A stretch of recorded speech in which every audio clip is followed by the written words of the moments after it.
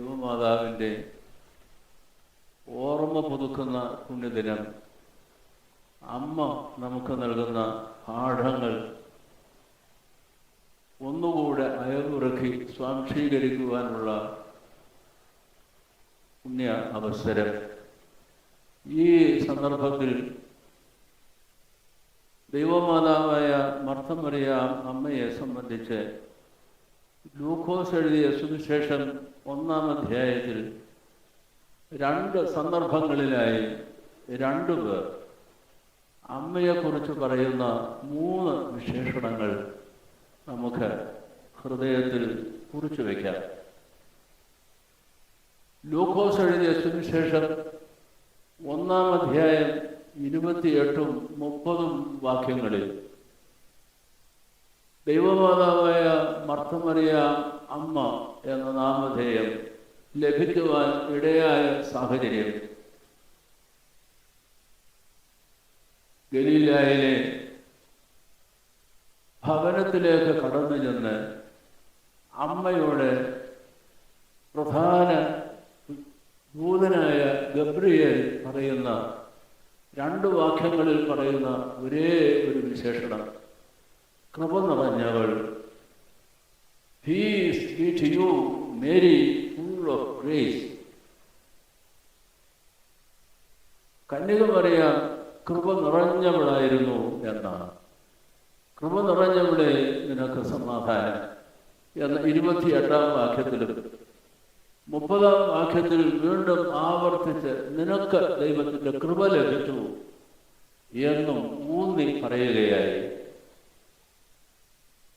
തമ്പുരാൻ നമുക്ക് നിനക്ക് വന്നു നിന്ന്, കുഞ്ഞെ ഈ തമ്പുരാൻ്റെ കൃപ ലഭിച്ചവളാണ് എന്ന് ദൂതനിലൂടെ പറയുമ്പോൾ ആലോചിക്കുക, എന്തൊരു വലിയ അനുഗ്രഹമാണ് ലോകത്തിലെ സകല മാനവ കുലത്തിൽ നിന്നും ഒരാളെ അടർത്തിയെടുത്ത് ദൈവം നേർക്കുനേർ വന്ന് പറയുന്ന ആ പുണ്യമായ അവസരവും അതിൻ്റെ ഭാഗ്യവും എത്ര ശ്രേഷ്ഠതരമായിരിക്കുന്നു.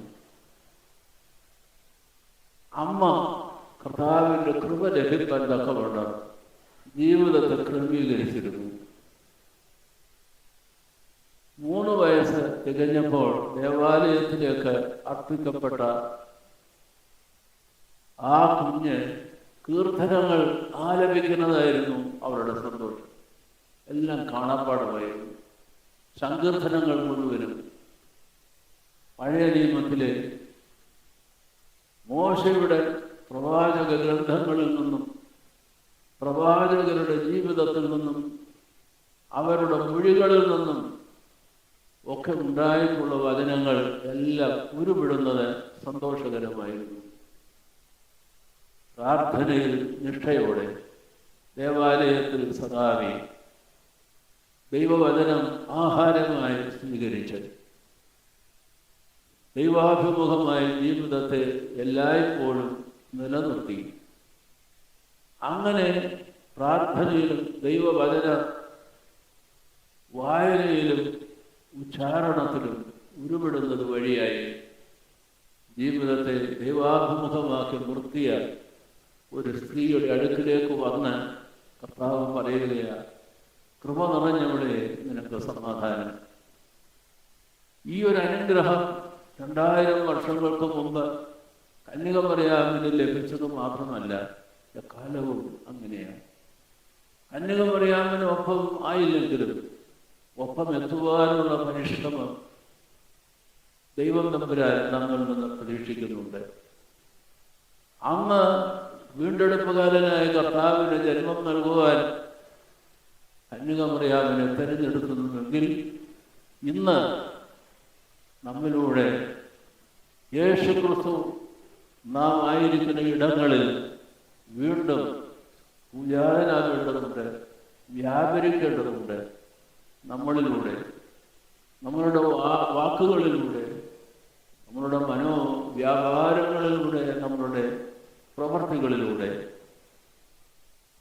കൃപ ലഭിച്ചവളെ, കൃപ നിറഞ്ഞ കുഞ്ഞെ നിനക്ക് സമാധാനം. ഈ ഒരു വഴി ഇന്നും പ്രാവർത്തികമാക്കേണ്ടത്, നിലനിൽക്കേണ്ടത് നമ്മിലൂടെയാണെന്ന് വചനം നമ്മളോട് ആവശ്യപ്പെടുന്നു. അമ്മ നമ്മളെ പഠിപ്പിക്കുന്ന ഒരു വലിയ പാഠം. രണ്ടാമത്തെ വിശേഷണം നമുക്ക് വെളിവാക്കി തരുന്നത് യേലിശുബായാണ്. സക്കറിയായും യേലിശുബായും ഒരു കുടുംബം വചനത്തിനനുസരണമായ ജീവിതത്തെ ക്രമീകരിച്ച ഒരു കുടുംബം, ദമ്പതികൾ. ദൈവം അത്ഭുതകരമായി ഇടപെട്ടൊരു കുഞ്ഞിനെ നൽകുകയാണ്. അവൾക്ക് 6-ാം മാസം. കുഞ്ഞിനെ വഹിച്ചിരിക്കുന്ന ആ അമ്മയുടെ അടുക്കലേക്ക്, വൃദ്ധയുടെ അടുക്കലേക്ക്, വൃദ്ധ ഗർഭവതിയായിരിക്കുന്നു. ഇനിയും കുഞ്ഞുങ്ങൾ ഉണ്ടാവില്ല എന്ന് ലോകം വിധിച്ചപ്പോൾ ദൈവം മറിച്ച് ഇടപെടുകയായി. അങ്ങനെ ഒരു വനിത അവളെ കാണുവാൻ 6-ാം മാസം കർത്താവിൻ്റെ ദൂതന്റെ വചനം കേട്ട് കർത്താവിനെ സ്വീകരിക്കുവാൻ ഭാഗ്യം ലഭിച്ച ഉദരത്തിൽ കർത്താവിനെ വഹിക്കുന്ന അമ്മ ശാസ്ത്രകാരിയായ യേശുവയെ കാണുവാൻ യഹൂദ്യ മലനാട്ടിൽ മീരൊറോയുടെ ഗ്രാമം, മീരൊറോയുടെ ഇടം എന്ന പേർ, ഐൻ ഖറീം എന്ന ഗ്രാമത്തിന്റെ പേര് ആ ഗ്രാമത്തിലേക്ക് കടന്നു വന്നു. യേലിശുബ പറയുകയാണ്, നിന്റെ വന്ദനസ്വരം സമാധാനം എന്ന് പറഞ്ഞുകൊണ്ടാണ് പരസ്പരം അവർ അഭിമുഖീകരിക്കുന്നത്. അങ്ങനെയാണ് അവരുടെ ഗ്രീറ്റിംഗ്. സമാധാനം, ആ വചനം എൻ്റെ കാതുകളിൽ പതിഞ്ഞപ്പോൾ എൻ്റെ ഉള്ളിലുള്ള സന്തോഷം കൊണ്ട് തുള്ളിച്ചാടി.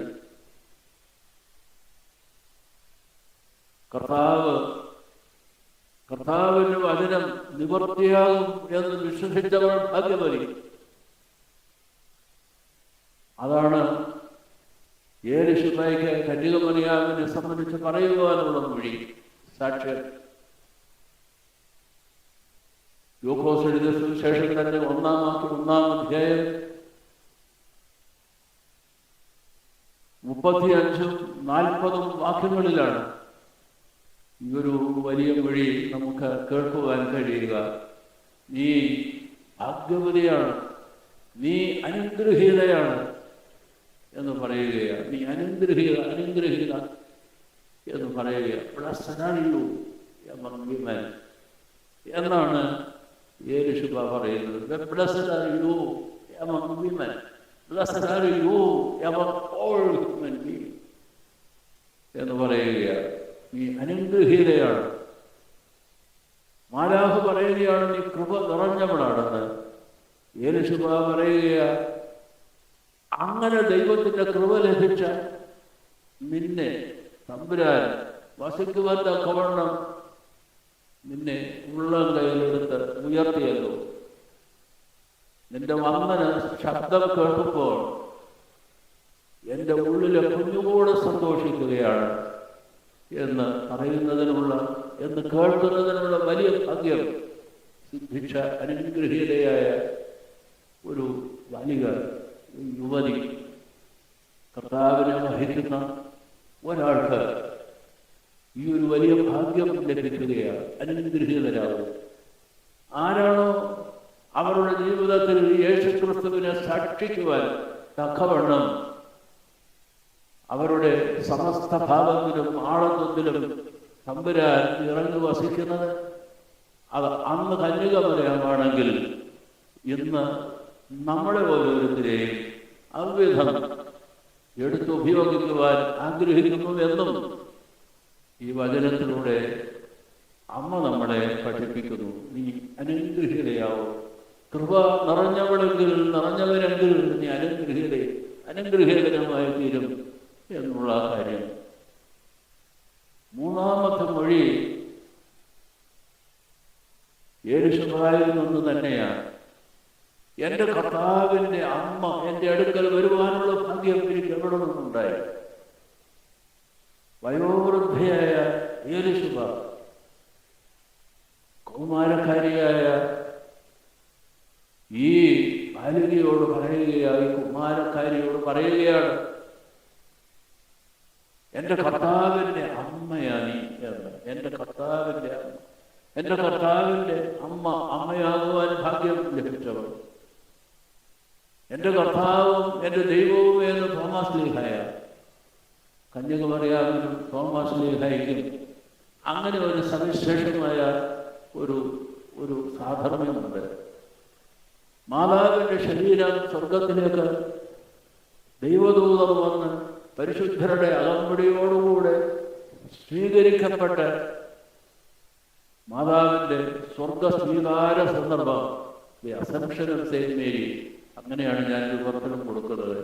സ്വർഗസ്വീകാരം, മാതാവിൻ്റെ സ്വർഗസ്വീകാര സന്ദർഭത്തിൽ തോമസ് ലീഹ ഇന്ത്യയിൽ നിന്ന് ദൈവം അവനെ വഹിച്ചുകൊണ്ട്, മാലാഖമാർ അവനെ വഹിച്ചുകൊണ്ട് കന്യകമറിയാമിൻ്റെ അടുക്കലേക്ക് പോകുമ്പോൾ സ്വർഗത്തിലേക്ക് എടുക്കപ്പെടുകയാണ്. മാതാവിന് തോമസ് ലീഹ അങ്ങനെ പോയാലും അന്തരീക്ഷത്തിൽ കടന്നു. ഈ ഒരു വലിയ സാക്ഷ്യം നിലനിർത്തുവാൻ അമ്മയുടെ ഉറുമാൽ തോമസ് ലീഹായ്ക്ക് കൊടുത്തു.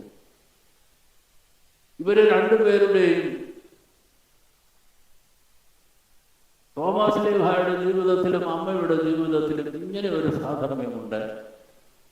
ഇവിടെ എൻ്റെ ഭർത്താവിൻ്റെ അമ്മ എന്ന് മാതാവിനെ സംബന്ധിച്ച് വിശേഷിപ്പിക്കുമ്പോൾ ദൈവമാതാവെന്നാണ് ആദ്യമായി വിളിക്കുന്നത്. കാരണം കർത്താവ് എന്ന് പറഞ്ഞാൽ യഹോവ എന്ന് തന്നെയാണ് പഴയ നിയമത്തിൽ. പഴയ നിയമം എബ്രായ ഭാഷയിൽ അത് യഹോവ, അത് ഗ്രീക്ക് ഭാഷയിൽ ക്രിസ്തുവിന് മുമ്പ് മൂന്നാം നൂറ്റാണ്ടുകളിൽ വിവർത്തനം ചെയ്യുമ്പോൾ അത് കർത്താവ് എന്നാണ്, ലോഡ് എന്നാണ് വിവർത്തനം ചെയ്യുന്നത്. ആ പശ്ചാത്തലത്തിൽ വേണം ഇതിനെയും കാണാൻ. എൻ്റെ കർത്താവും എൻ്റെ ദൈവവും എന്ന്. എൻ്റെ കർത്താവ് തന്നെ എൻ്റെ ദൈവം, ഇതെൻ്റെ കർത്താവാണ്, ദൈവമാണ് എന്ന് യേശുവിനെ സംബന്ധിച്ചുള്ള സത്യം. യേശുവിൻ്റെ അമ്മയെക്കുറിച്ച് പറയുന്നത് ദൈവത്തെ വഹിക്കുവാൻ ഭാഗ്യം ലഭിച്ച പുണ്യമതി, എൻ്റെ കർത്താവിൻ്റെ അമ്മ. അങ്ങനെയുള്ള ഒരു ശബ്ദം മാനുഷികമല്ല, ദൈവം അവരുടെ നാവിന്മേൽ കൊടുത്തതാണ്. എൻ്റെ കർത്താവിൻ്റെ അമ്മ എൻ്റെ അടുക്കൽ വരുവാനുള്ള ഭാഗ്യം എവിടെ നിന്നുണ്ടായി. ദൈവമാതാവെന്ന ആ ഒരു വലിയ വിശേഷണം യേശുവായിൽ നിന്നുള്ളതാകുന്നു അമ്മയ്ക്ക് ലഭിച്ചത് ആദ്യം എന്ന് നമ്മൾ തീർച്ചയായും തിരിച്ചറിയണം. അമ്മയെ സംബന്ധിച്ച് ഇങ്ങനെ കേൾക്കുവാൻ നമ്മളെപ്പോലെ പച്ചയായ സാധാരണക്കാരായ ഒരാളുടെ പ്രതിനിധി എന്നുള്ള നിലയിലാണ് അമ്മയെ നാം അവിടെ കാണേണ്ടത്.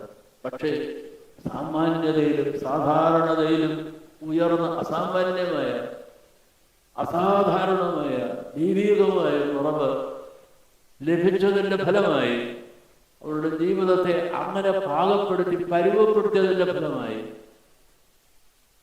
നീ കൃപ ലഭിച്ചവളാണ്, കൃപ നിറഞ്ഞവളാണ് എന്നും, ആ കാരണത്താൽ നീ അനുഗ്രഹീതയാണെന്നും, ഈ കാരണങ്ങളാൽ യേശുക്രിസ്തുവിനെ വഹിക്കുവാൻ ദൈവം തൻ്റെ കരങ്ങളിൽ നിന്നെ എടുത്ത് ഉപയോഗിച്ചു ആയതിനാൽ അങ്ങനെ ദൈവമാതാവായി തീർന്നുവല്ലോ.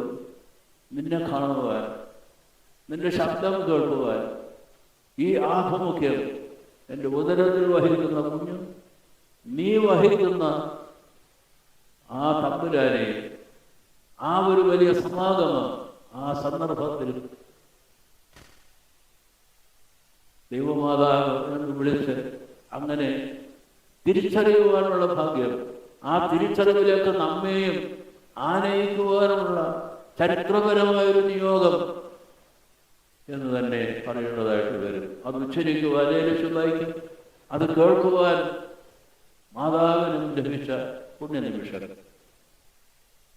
ദൈവമാതാവായ ഭർത്തമറിയ അമ്മയിലേക്ക് നോക്കി ഈ ഒരു വലിയ പാഠം, കൃപ ലഭിച്ചവൾ നിറഞ്ഞവൾ എന്നും ഭാഗ്യവതി എന്നും ദൈവമാതാവെന്നും ഉള്ള വലിയ സാക്ഷ്യം ഈ രണ്ടുപേരുടെയും മൊഴികളിലൂടെ നമ്മൾ തിരിച്ചറിയുമ്പോൾ അമ്മയോട് നമ്മളുടെ ജീവിതത്തെ ചേർത്ത് നിർത്താനും അത് പാഠമായി സ്വീകരിച്ചുകൊണ്ട് അമ്മ നിർവഹിച്ച വലിയ ദൗത്യം ഇന്ന് കാലികമായി പൂർത്തീകരിക്കാനുള്ള നിയോഗം തിരിച്ചറിഞ്ഞ് അതിനായി സ്വയം സമർപ്പിതരാകുവാനും ദൈവത്തിൻ്റെ കൃപ മാതാവിൻ്റെ മധ്യസ്ഥം.